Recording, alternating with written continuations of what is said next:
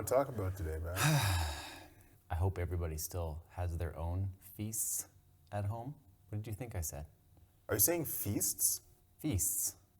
It sounds like you say feast. All the feasts coming The up. feasts. I was like, The feasts. the feasts. Feasts. Feasts. Yeah. And you guys make fun of how I pronounce things. Feasts. Feasts. I think that must be my microphone. How does Matt say feasts? Feasts. I don't know.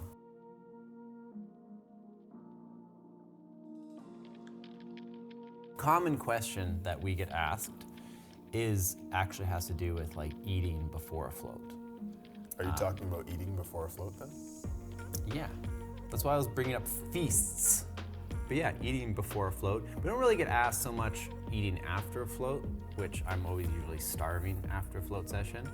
But we do want to be careful about how much we eat beforehand. And that both goes for how much you eat and or not eating enough. So how often do you think we get this question asked? I'm 12 times a day. You don't want to eat too much, and you don't want to have not eaten too little. And that's that video. Okay, see you next time, everyone. That's really just the foundational. I'm sure most people could figure it out, but we're going to give you some more context and more examples. It honestly could range anywhere from 45 minutes before your float, if you're having a small snack, maybe a banana and some trail mix. If you're having maybe a little small smoothie that's easy to digest, you can probably get away with just having one an hour before your float session. Now on to the feasts. This is meal prep with Mr. Smith. Mm-hmm. Meal prep, float prep. What was the first thing? Float prep, meal prep. A banana and what? If you're having like a small handful of nuts, have a little handful of trail mix, some almonds, a banana, an apple. Like not all of these, because that might be too much. But if you're just having a little snacky snack, then yeah, you can get away with 45 minutes to an hour. Context of why you don't eat too much or too little. If you have too much to eat, you're gonna go into a float tank ready to relax, chill, and just be deprived of your senses so that you can really relax. And all you're gonna hear is your stomach digesting.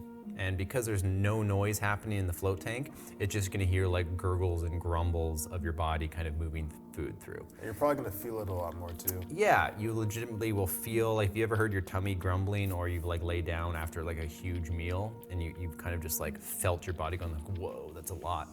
That goes like 1,000-fold when you're actually in a float tank. And on that same note, when you don't eat enough, those same like little hunger growls, what do you call them? What do you call hunger growls? Esophageal vibrations. Yeah, you'll just hear your hungry stomach calling out to you, saying, feed me, feed me. And yeah, so. Usually you'll come out of float tank, you're a little bit hungry after, actually. I'm always starving. I could have eaten right before I went in and I'll still come out because I'm hungry. That's a different video, because I do have my own theory and philosophy on that. And because we don't have the meal service to the rooms yet. Yeah, we'll wait till we have the meal service to the room so that we can like really take advantage of that scenario. Anyways, if you're having a huge meal, it's gonna be nice and simple. If you're having a really huge meal, think like Thanksgiving, Christmas feast, you wanna give like 2 hours. Nice. Yeah, sorry. Okay, go ahead. You wanna give like at least 2 hours, sometimes a little bit more depending how you personally digest food. And like I tend to like to eat a little bit of food an hour before I float versus having a huge meal and then going for a float, because I usually just get hungry almost immediately getting in the tank. But it is a strong rule of thumb that if you're having a huge meal, you eat about 2 hours or more before. And if you're having a smaller snack or a little smoothie or a banana or apple or a handful of trail mix, then you can do that 45 minutes, an hour before, and usually be pretty good to go. Do you have anything to add, aside from trying to lower my self-esteem? So how do you want to close this up then? What do you want to do?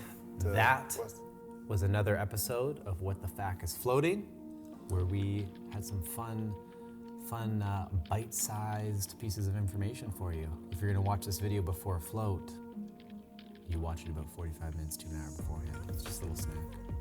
Oh, jeez. If you want to see more videos like this, oh, why bother? jump in on our Facebook, Instagram, YouTube, all those kind of good platforms that we toss stuff up. And if you had any specific questions that we haven't covered, and even if we have covered, but you just had some more specific details or micro questions, and just let us know in the comments or shoot us an email, and we will do our best to make something. Besides that, enjoy, guys. Cool. This somehow managed to be 16 minutes long. Well, I am confident though there's like at least 14 minutes you can cut out.